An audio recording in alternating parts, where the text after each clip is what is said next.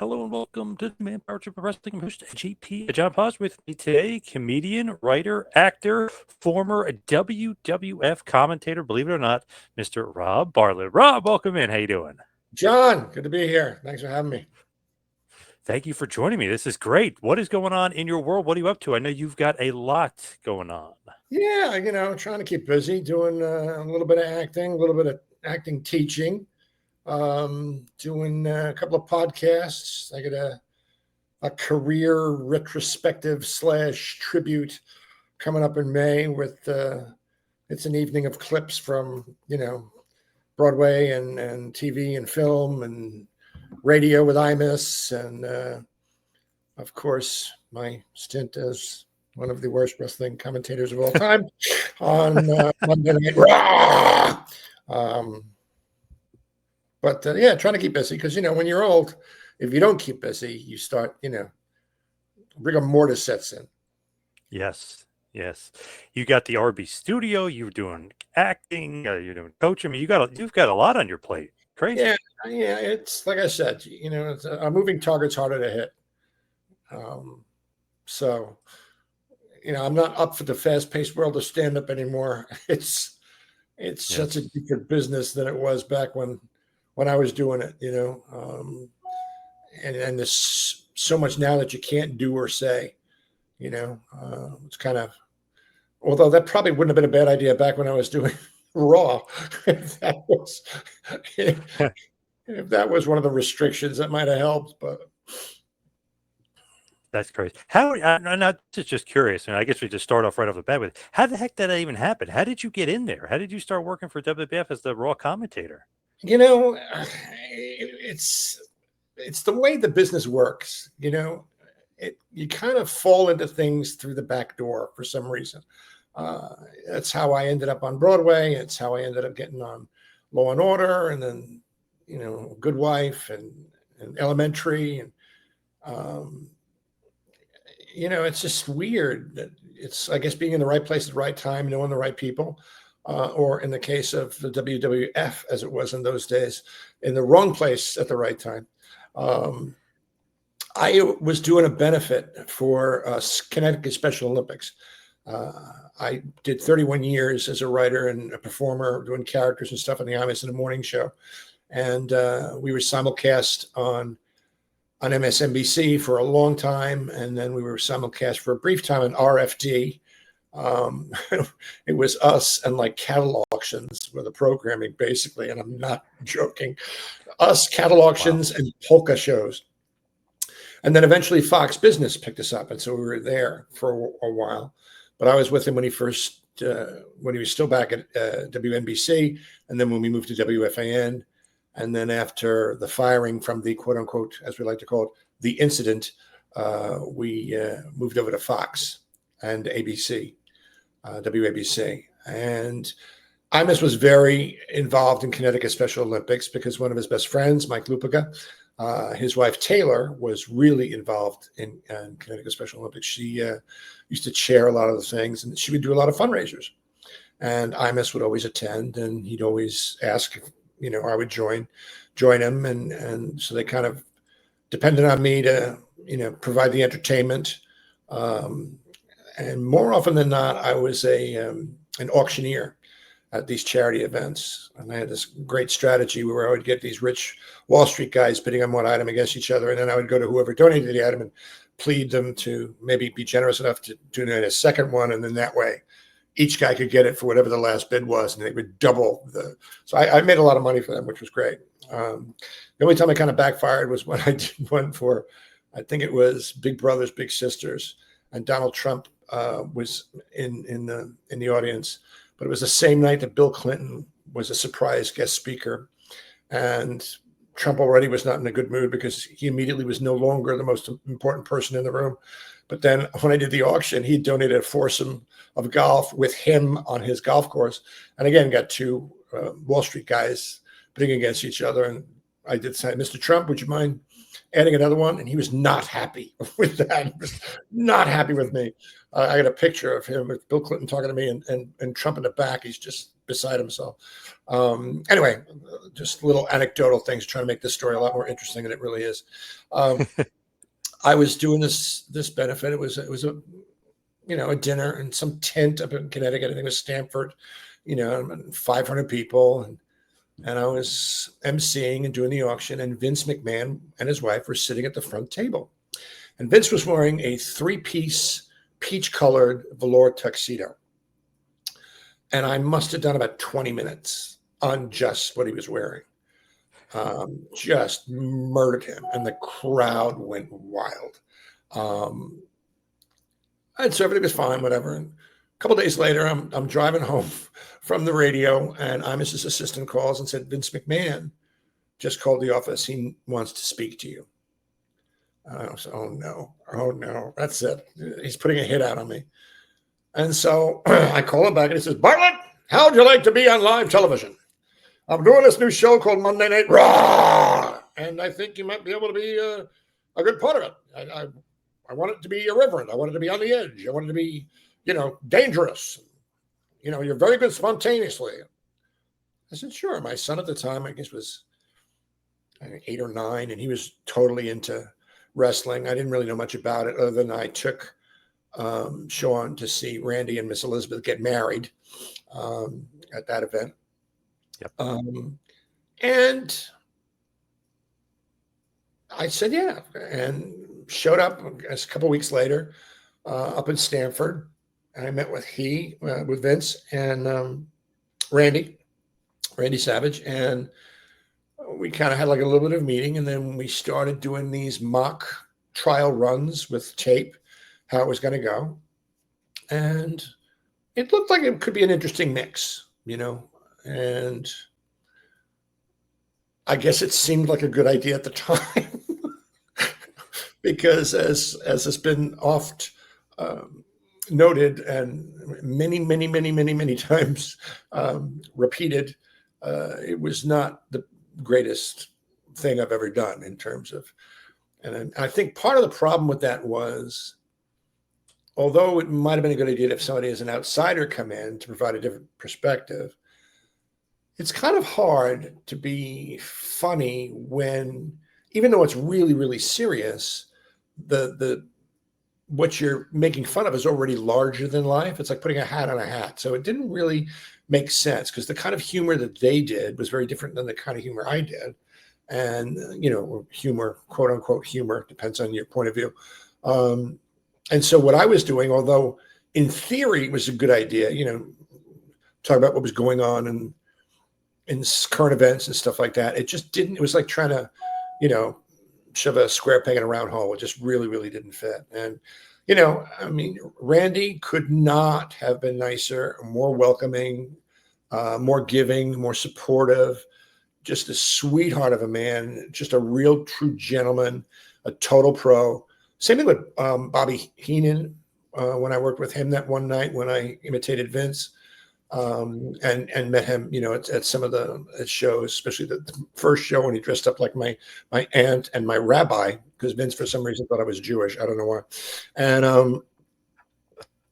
And Kevin Dunn, the producer, just totally wonderful, like salt of the earth, cream of the crop kind of people. Really just total pros, very supportive, would go out of their way to do anything to try and help me along and make it work. But it was like, moving the boulder up the hill, you get it on the top and just when you think, it just rolls back down again. So how was Vince though? Like when you were making fun of him, does he like take it in? Does he laugh? Does he not like it? I don't think Vince has a great sense of humor about himself. And as such, nobody had ever dared to do that before. And this was kind of towards the end of my tenure with the organization. And at that point, I realized I really had nothing to lose. And when he was going to be absent one of the weeks to receive an award for the charity works, and, it's one of the reasons why I was at the Special Olympics, because there's no organization that does more for charity than the WWE, and back when they were the WWF. it's unbelievable the amount of charity work every single week. Everybody who's under contract with them is doing something at some children's hospitals, especially kids charities, really, really devoted. So he was getting an award for that. And Randy was going to go with him. And I guess he was going to present Vince with the award. And I think Hulk Hogan was chairing the event. Vince wasn't going to be there. And so I went to the makeup lady and I said, do you think you can make me look like Vince? And she got very excited, and I rented a tuxedo and got shoulder pads to put in so I could get the aircraft carrier shoulders like Vince. And she made my lips look really plump and slicked my hair back and darkened my eyebrows. And, you know, I'd studied his posture and his movements and his voice and made fun of him. And everybody who worked for the organization loved it because nobody had dared to do it except Gorilla. Gorilla Monsoon was kind of bemused by the whole thing. I wasn't sure that he knew what was going on because my take was not to really say much as Vince, just kind of do that stream of consciousness stuff that he used to do. He'd just go run on, suplex, you got every third word, whatever he was saying, you never really understand what he said on Monday night. Raw. And Gorilla got so pissed off by the end of it, but Brain loved it. Brain just loved it. And the following week, I showed up at the Manhattan Center and for the pre-show meeting, you know, pre-production, and everybody was in the room, and everyone was looking at their shoes. Nobody was looking at me, and everyone was really quiet. And you know, and usually the only quiet one in the room would be, you know, the Undertaker, because he would be in a corner of the room without his hat, squatting with his back against the wall, looking straight forward and not blinking until they announced him to go on, because he was getting into character, which I've never seen anything like that in my life before or since. And Vince comes in, and everyone just kind of looks over to me, and Vince goes, "Bartlett, you're fired!" Everybody has a big laugh. And the following week, or 2 weeks later, I end up interviewing Luna Vachon and Sensational Sherry, and they tear my clothes off. So it was his way of getting back at me. But yeah, I don't think he was none too pleased at the good-natured ribbing that I did. But even people who really, really hate me as a commentator still have a fun place in their heart for that one particular episode. It's my favorite episode of all the ones that I did. That is great. Yeah, it is interesting, right? Because he's probably not used to somebody doing that. You know, everyone's usually kind of toeing the line with him. Yeah. What a wild world, right? Wrestling. I mean, like you said, you weren't a fan, so when you get into it, I mean, it's probably nutty. It was really intense. You know, it was really a world unto its own. He created an incredible, I guess you'd call it IP now is the word. This organization is just enormous. The fans could not be more devoted, could not be more widespread, span the gamut of demographics. I'd be amazed by the people who would show up at the Manhattan Center. I mean, you'd have businessmen, Wall Street types, and then you'd have these kids, and then men and women and old and young. It was like this common denominator. It was, you know, all of humanity in the same room, you know. The wrestlers were all really interesting guys. I had a lot of respect for them because they're kind of like the dancers on Broadway in terms that they have to keep their bodies in the utmost of physical shape because so much of what they do depends on that condition and the ability to perform because that's what they do. I mean, there was a match, I forget which one it was, but it was one of the weeks, and it spanned through, I think, 3 or 4 commercial breaks. So it was a really, really long match. And Vince said, you know, when we were away at a commercial, he said, "Can you believe this?" He said, "Look at this." He says, "Anybody who says it's fake doesn't know this side of it, you know, that it really does take this kind of dedication." And it's one of the rare moments Vince and I had where I thought we had bonded, but, you know, it never really happened. What did you think about the Macho Man Randy Savage? How was he? Just the greatest. I mean, really the greatest. The first time we met, he said, "You know, if you need to make fun of anybody, you know, feel free to make fun of me." He said, "You know, I can take it. I can dish it out, but I can take it." And so it was, I always felt I was respected by him. I respected him. I mean, I loved him. I thought he was just a great, great guy. You know, and when the cameras came down, he'd stay a little bit in character. But when you got him in a quiet room and you actually talked to him, it's so weird. He's like almost gentle. You know what I mean? He's for that tough exterior, and he was just a really kind gentleman. You know, and just loved what he did and embraced it and gave 110%. Really did give 110%. So you were at SummerSlam '91, where Macho Man and Elizabeth got married. So were you a fan at all, or really just your son was a fan? You never really were a fan, period. Just my son, really. And I thought, you know, one of the other ways that Vince got back at me to do the for doing the impression was they were doing something at the Garden, and so I got my son, and he invited some of his friends. He was in middle school, I guess, at the time. I went to the limo. We took a limo into the city, and I just knew we were going to be sitting ringside, you know. And we get our seats, and we're sitting 2 rows from the ceiling, Madison Square Garden. And I was just he can't do this to me. It's in front of my kid, and he told all his friends. And so I went down to the dressing room, and I said, Vince, what's the story? He says, well, we're going to announce you. We're going to introduce you, and you're going to come down to the ring and interview Harvey Whippleman and Giant Gonzalez. But we want to watch the walk of shame with the spotlight and follow you all the way down from the top. So it was like going to be a bit. And okay, fine. Said, but you got to let my kids come backstage afterwards. I mean, yeah. So I don't go back to the seats, but they introduce me, and I go out and I do the interview in the ring with Giant Gonzalez, and Harvey's really busted on New Yorkers and how they're dirty and filthy and disgusting and awful people. And I'm trying to gain followers, you know, after trying to hush the boos I was getting by saying New York is the center of the universe and it's the greatest city in the world. And I said something about Giant Gonzalez and how, you know, the furry whatever it was. I made some comment about the comment. And he gave me like a Spock pinch and drove me to my knees. And it was at that point I executed my famous finishing move, my official finishing move, which is running from the ring, screaming in terror.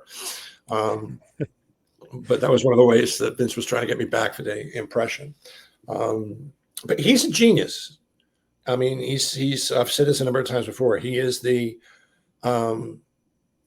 P.T. Barnum of our age. He knows the product. He knows the audience. He knows what he's doing. And that's the reason why it's so successful. But he also happens to be a dick. He's a total dick. I mean, he's just impossible. He really is impossible. I mean, he could have offered me suggestions. He could have tried to do something, you know, give me some advice, but he just kind of let me flounder, you know, and figured that he'd kind of exploit that and make that, but it just never really worked. I mean, I had no problem being the whipping boy, you know, if that was going to be the bit, that would have been fine, you know, because in my head I'm thinking, well, maybe I can turn it around and end up being a face, you know, maybe treat me like a heel, and it turns into, you know, I'm trying to figure out ways that I could turn it around, but he really is just, you know, Iron Hand, man, Iron Hand, his way or the highway. And obviously it works, but we didn't really have the greatest rapport, I should say, because he's a dick. You know, it's interesting though. Like, he doesn't give you pre-production notes or like, hey, we're going here, say this, say that. He doesn't give you any of that. He'd brief me. He'd let me know. You know, he'd give me, you know, and I was scrambling to find out something. You know, I think I dressed up as Elvis one week just because I was so desperate to find something that was going to work. Because I had this idea that maybe I would turn it into, I was trying to get, what was it? Who was the Elvis character? Honky Tonk Man?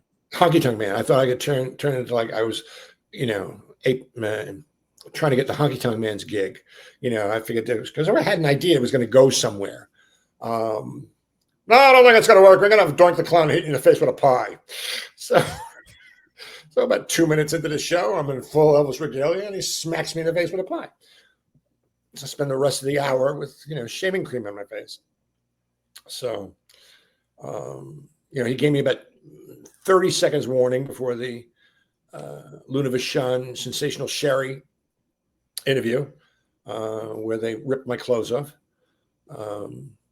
At which, Randy really, we kind of like had a little improv thing going, he and I, because I ran, from the ring area backstage, and I tore my clothes a little bit more, and I had the makeup lady give me a black eye and mess up my hair, and give me a little blood in my nose, whatever. And I came back after we came back from the commercial break, and I was staggering, and then I kind of just collapsed. And Randy ran over and picked me up and slapped me in the face, trying to win. So it was like we had like some little bit together, which was fun. It was spontaneous, And he stepped right up, but never really went anywhere, unfortunately. I mean, if I'd had a little bit of notice, I might have been able to figure out something that, might have made sense. But it was, like I said, on paper, it made sense.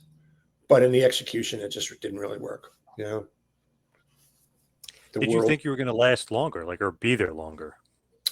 I'm surprised I lasted as long as I did, to be honest with you. And he made no attempt to tell me, it wasn't working out, or that, he didn't fire me. He didn't,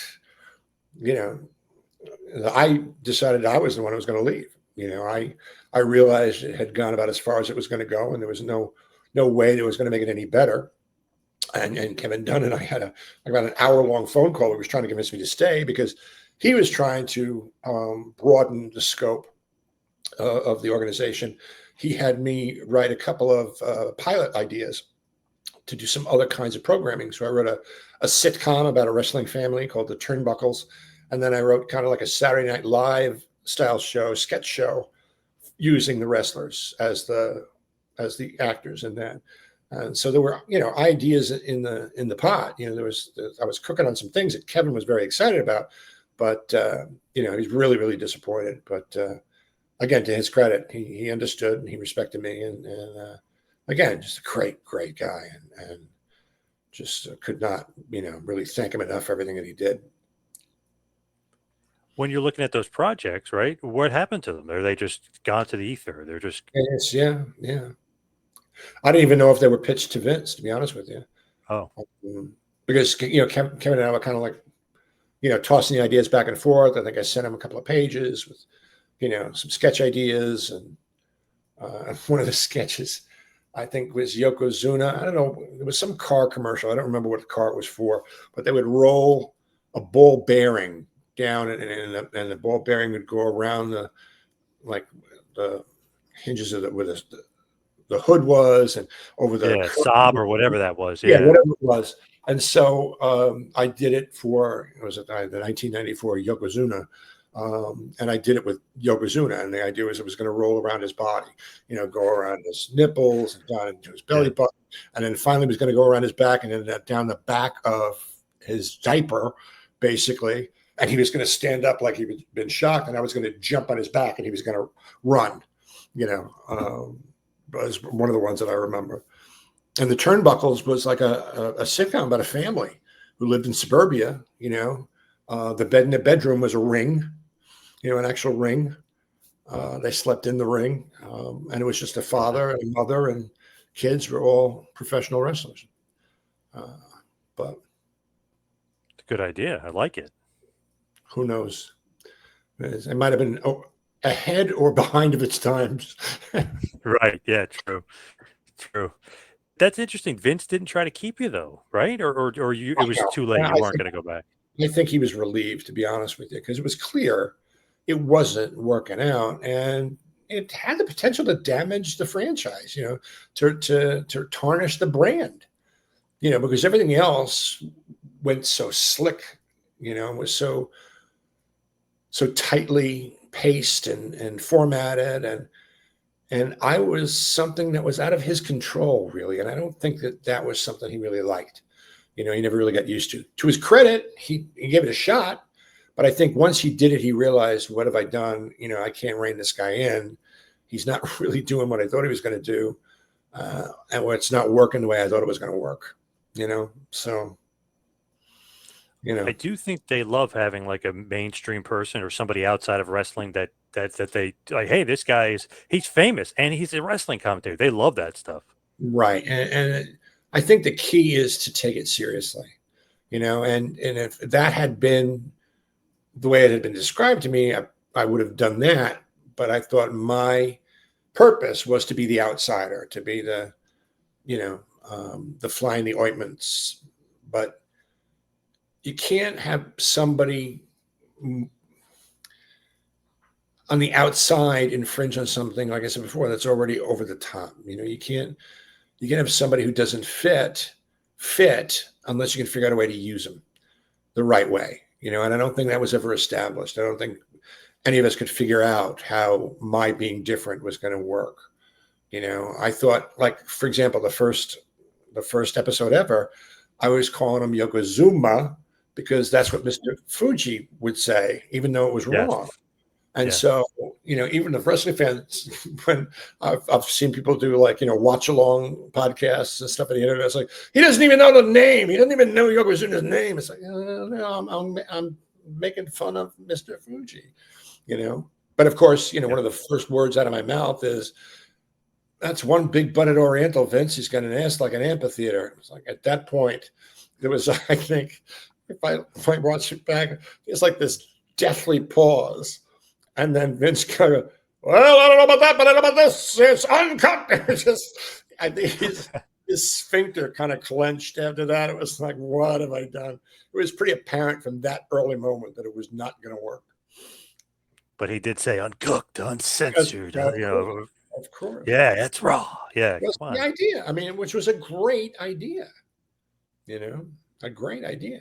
I'm actually sorry that he couldn't find somebody who would have done better at it because, it would have been really popular, still. Oh, wait a minute. It is. More popular than it's ever been. I don't know. What's it up? Almost 30 years now, right? WWF technically, well, the actual WWF was his father's and his grandfather's technically. So, right. I mean, they've been going on for 70-something years, but technically since Vince was in charge, 40 years, over 40 years now. But Raw itself as a show has been... I'm sorry. I think WWF. Raw itself, 32 years now. 32 years. Jeez. God, I feel old. Isn't that crazy? But now they're on Netflix. Yeah. I knew that I was not... I was kind of persona non grata. I've never been invited to any of the anniversary shows. Despite my by apologizing for how bad I was, and but it's for the best. They got something going, they got something good. Why screw it up with some fat unfunny bastard, Well, and now they're on Netflix too, so now they can be really uncooked and uncensored and all that other stuff. Yeah, right. Which we really couldn't do on USA. I mean, we could to a certain extent. I mean, more so than network, but there were certain things we could not, do or say, And then every Saturday I would watch Todd Pettengill and say, "I'm better than him." I mean, I got to be better than him. I would cringe watching Todd, but he lasted a lot longer than me. For some reason, Vince loved Pettengill. He loved that kind of Saturday morning, I don't know, whatever you wanted, like host kind of guy. I think because he did it for what it was. He was like, dad jokes weren't as offensive, to the brand in that kind of a format, obviously. But I don't know that he could have, spontaneously done some off the top of his head improving.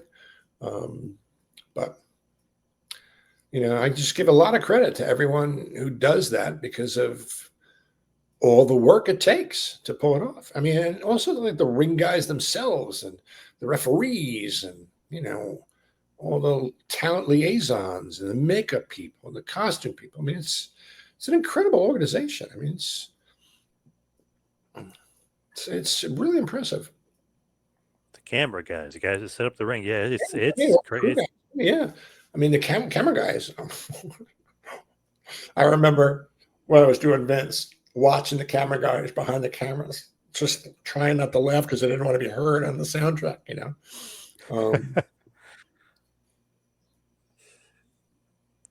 Yeah, that's great. That's And I don't know. That's to me awesome.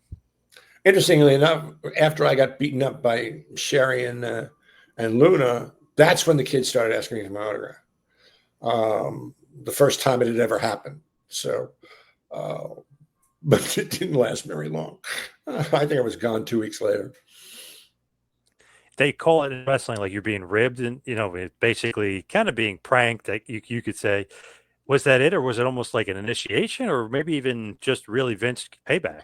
I think initially it was initiation, and I think it was a part of it was an attempt to find something to do. You know, pranking me became kind of like the running storyline, which was fine.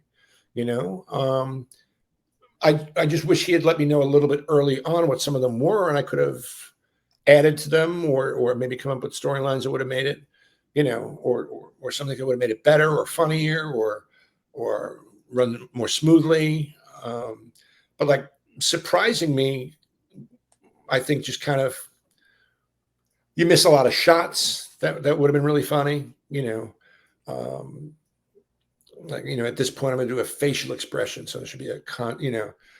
Yep. But you know, it's hindsight's 2020. 32 years later, it's like, okay, get over it, Bartlett. A very memorable time, though, especially the beginning of Raw. Considering it's like their flagship show for forever.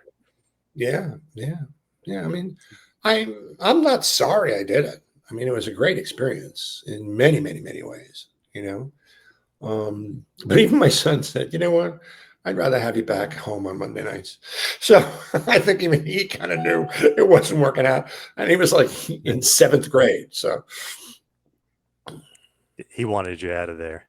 Did you keep up with it all today or no? he is back into it again. He's almost 40 years old. And for the past 10 years, he's hosted a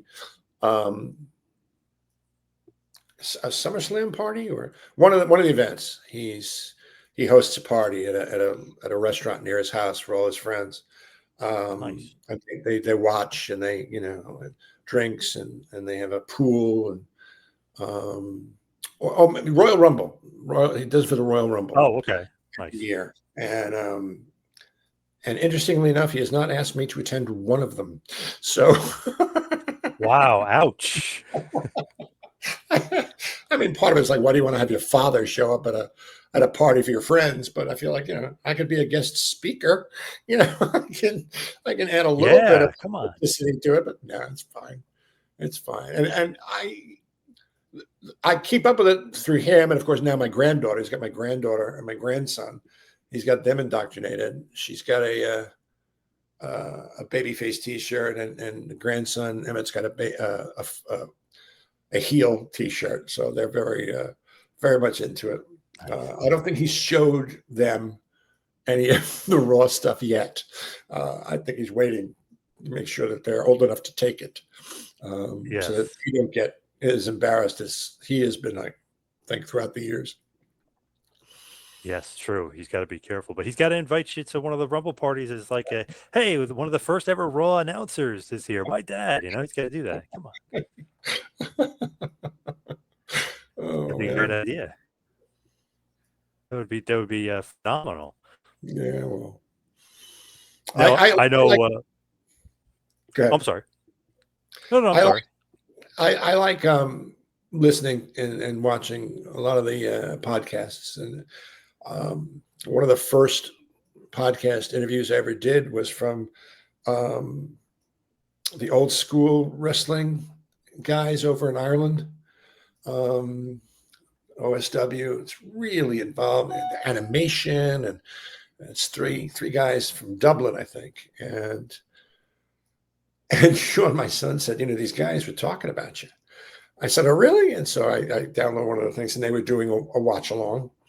And I don't know what language you can use on this, so I'll go for it. Yeah. Oh, go for it. Okay. So he watches it, and it's Monday Night Raw, and there's Bobby the Brain Heenan trying to get into the Manhattan Center, and he's just so There's all these different people, and it says, oh, we get it.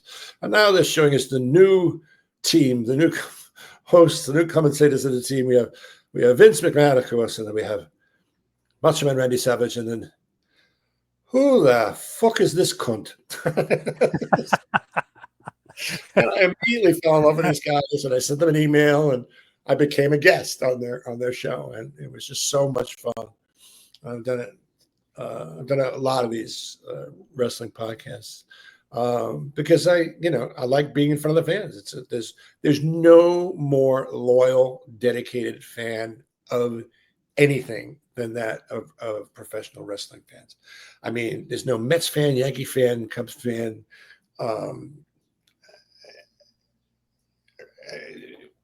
Red Sox fan, or Knicks fan. There's no sports fan that is as loyal or as avid and dedicated as the wrestling fans. They're the best. They're the greatest fans of any entertainment endeavor I've ever come in contact with. They're just, once they're in, and they're there forever, and it becomes part of their life, part of their family, practically, and it's really nice to get a chance to be in front of those kinds of people, to be seen by them, and also to offer my apologies for ruining one of their favorite things in the world. It is crazy. Like, if you're a fan, if you're in it, you don't even need to explain it. You're in it like that. It is what it is. If you're not in it, no explanation will do. It it's weird. But when you're in it for life. It's great. Yeah, absolutely. Do you think that you will ever make it like a reappearance for WWE?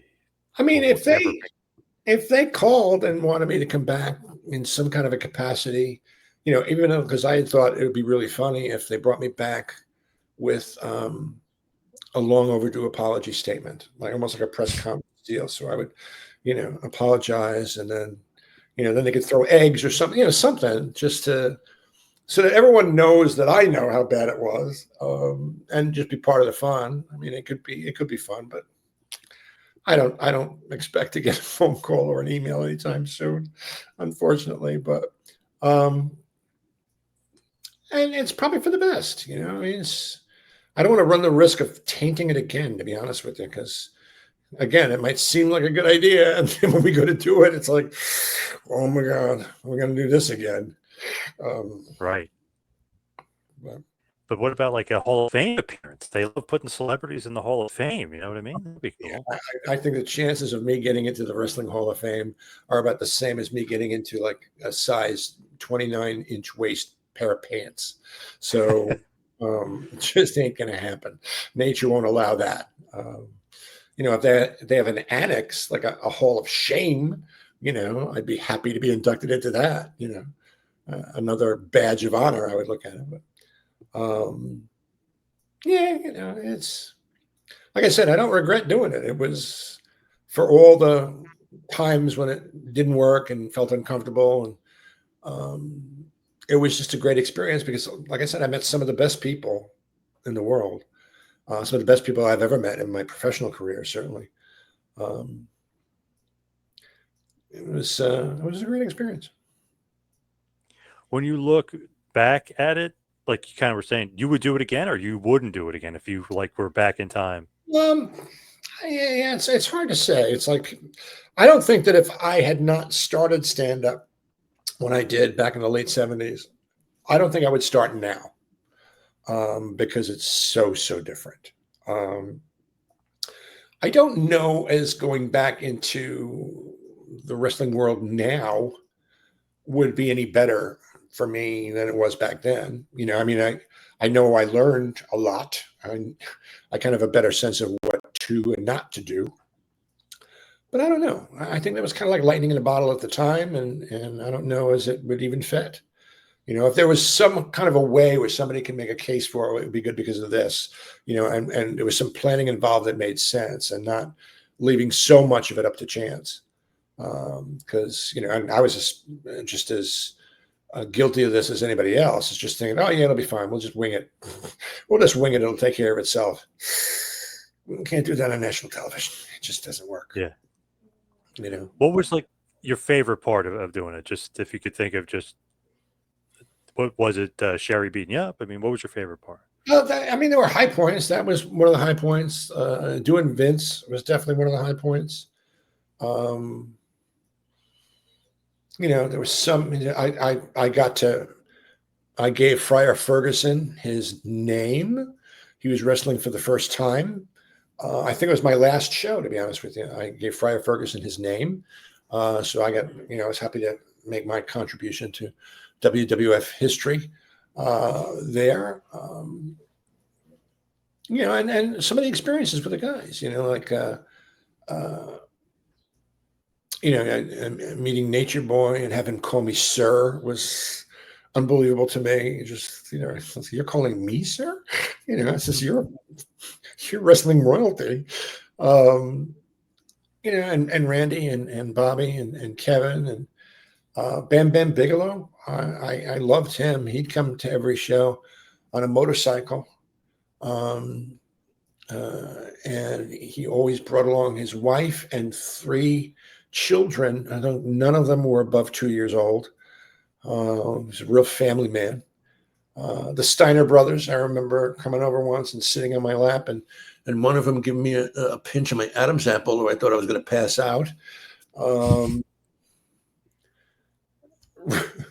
Razor Ramon breaking my chops backstage in the pre-production room. And of course, IcoPro bars. I miss those.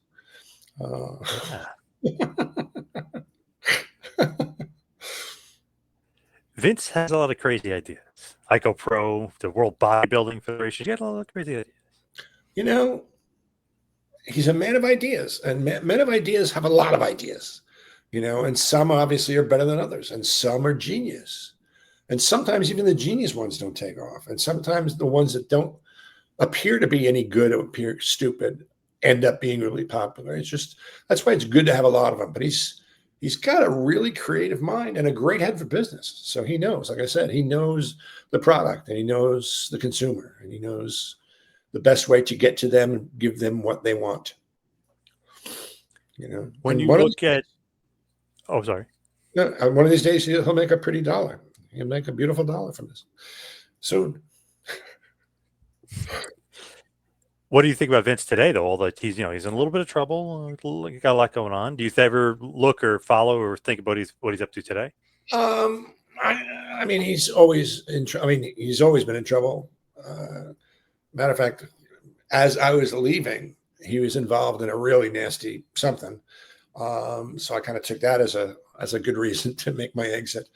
He always seems like there's something going on, and you know, part of that is because, you know, famous people, celebrities are usually the targets of that kind of stuff. You know, that's part of it, and the other part of it is he's a dick, John. He's a dick.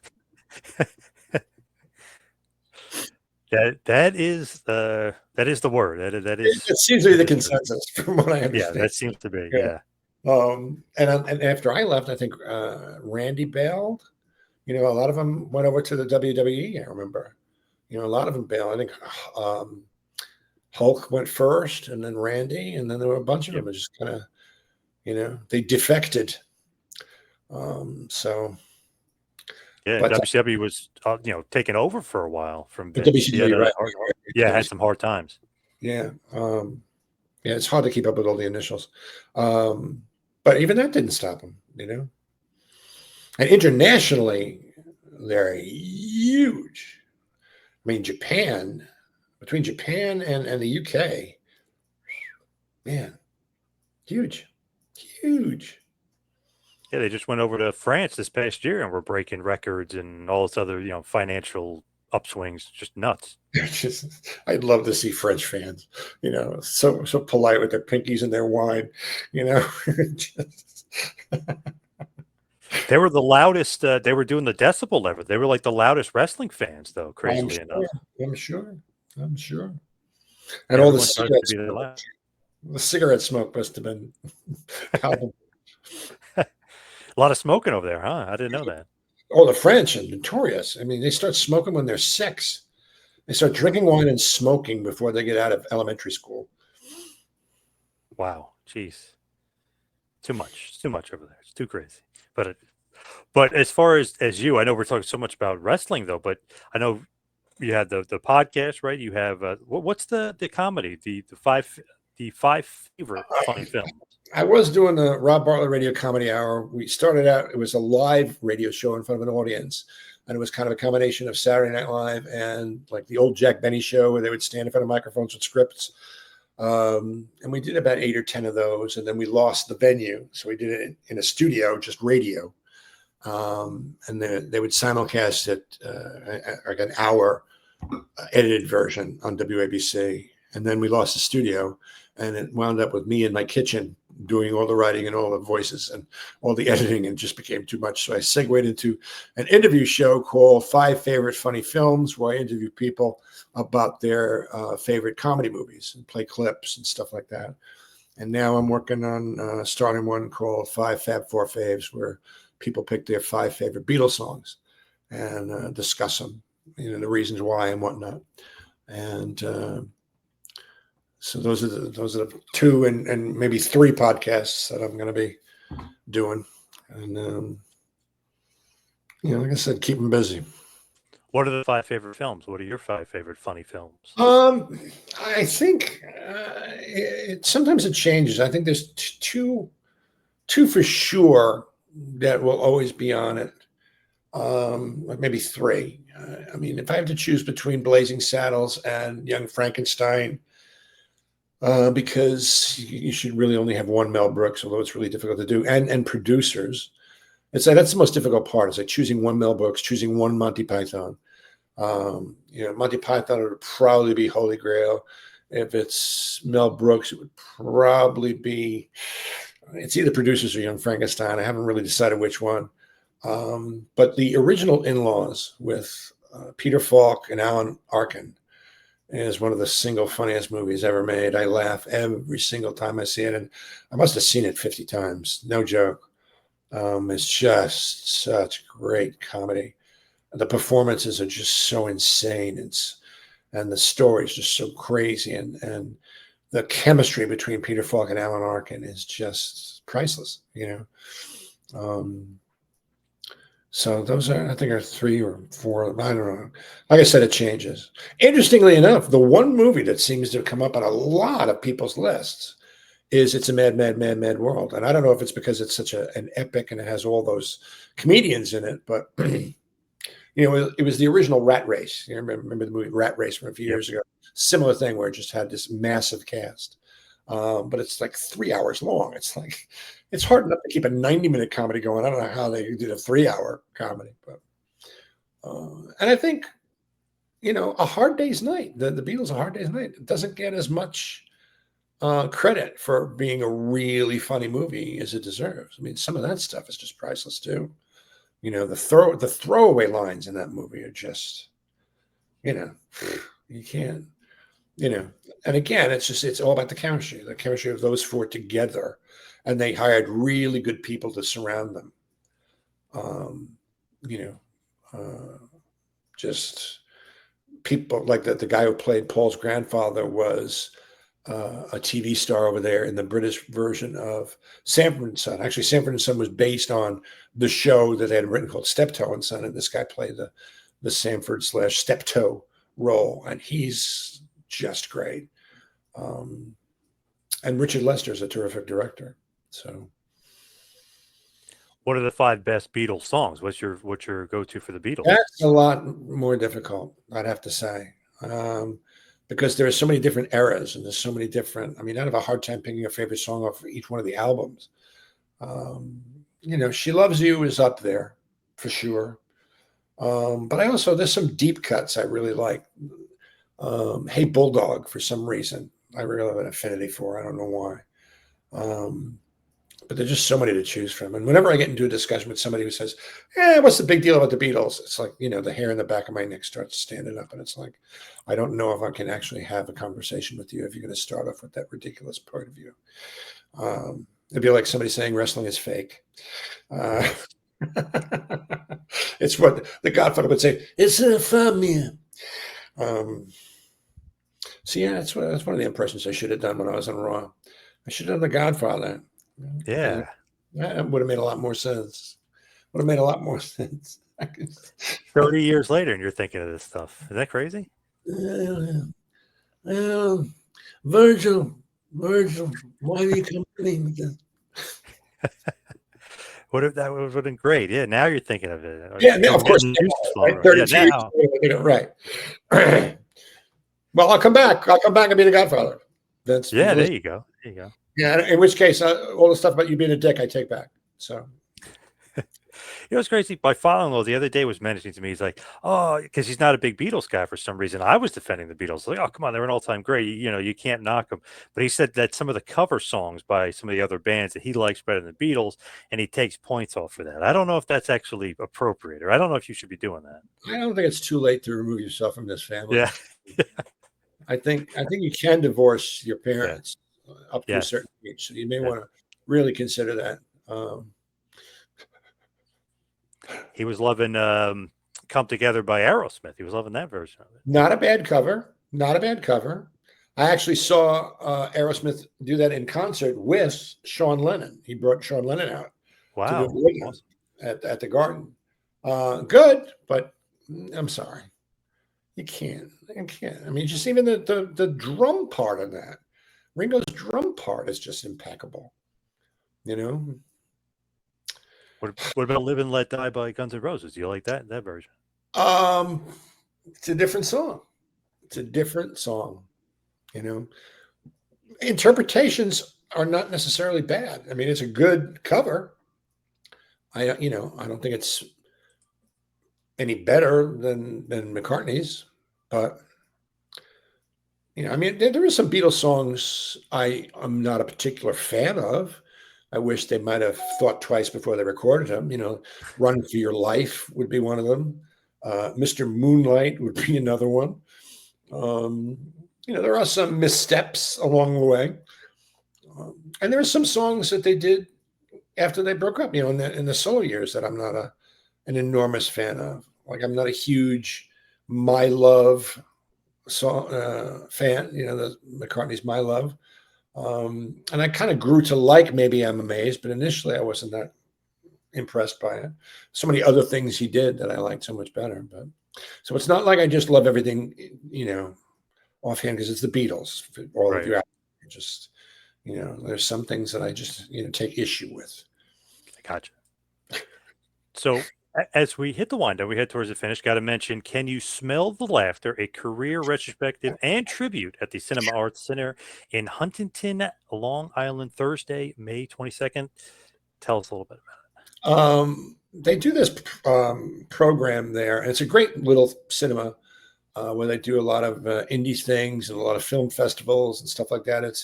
It's an .org. It's a kind of a charity, non-for-profit. And they do something called Stand Up, Sit Down, where Stephen Taub, who is the guy who came up with it, will get a stand-up comic to come in and do 20 minutes of his act, and then take a break, and then he will interview them afterwards about his career and whatnot. And so I did one back in March of last year, 2024, and went really well. We sold it out, and he's been wanting to have me back. But I've so lost my taste for stand-up. For many, many reasons. I don't get the same jolt from it that I used to, the same kind of joy. It's become much more like work. It's a lot more difficult. I don't really have any new material. And so he said, well, what if we did a thing where it was more like a retrospective of everything that you've done?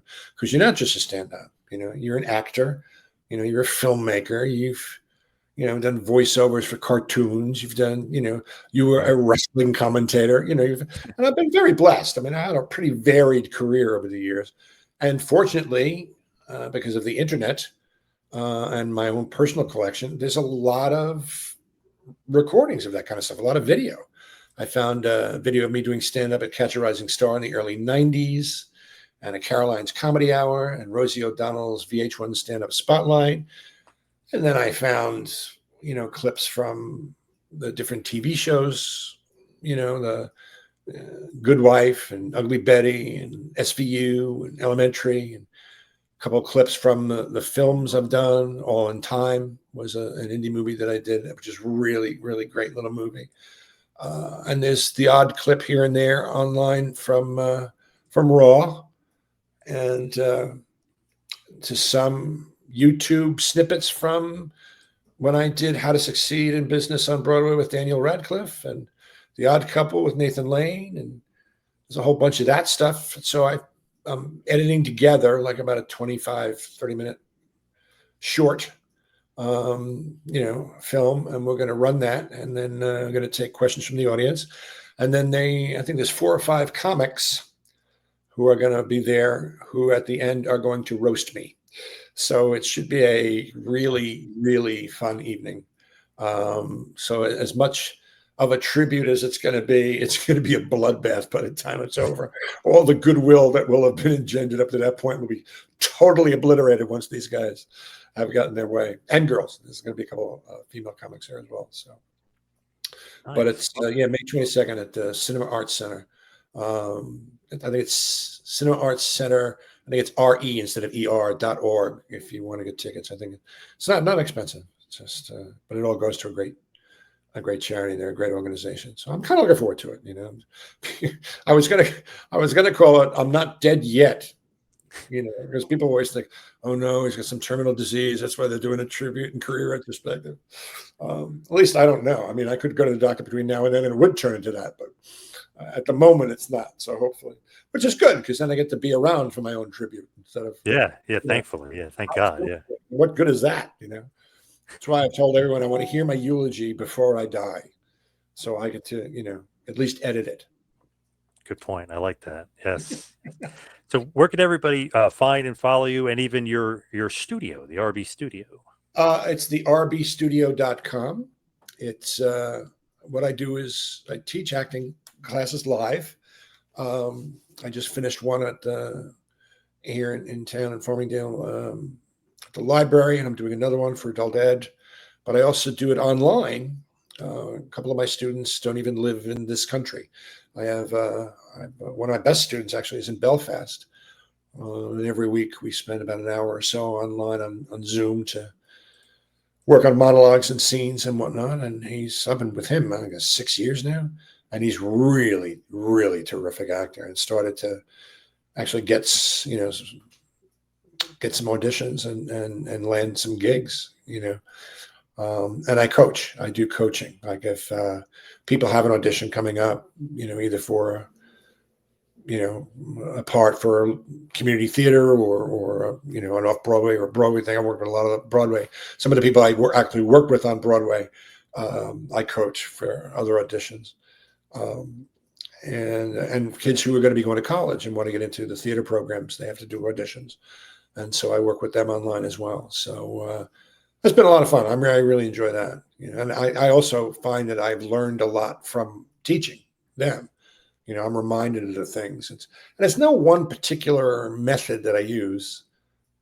I kind of borrow from all of them, depending on what I find works in the moment. So it's a kind of an amalgam of, Meisner method and the 𝐤𝐷𝐿 technique and Lee Strasberg and then my own little thing, which I call the open frame, where it just kind of relies on your own imagination and coming up with a history for the character you're going to play. Because when you're doing an acting part, you're part of telling a story, but you got to remember that each person in that story has their own story, and so to create that character story is the greatest way of making it be real and authentic and believable to an audience. So so that's, like I said, I'm keeping busy, waiting for that phone call from Vince. You will be back in WWE someday. All is forgiven. Hopefully. Yeah, well, we'll see. Well, Rob, thank you so much for all the time today. Really appreciate it. Awesome stuff. My pleasure, John. It's been great to talk to you.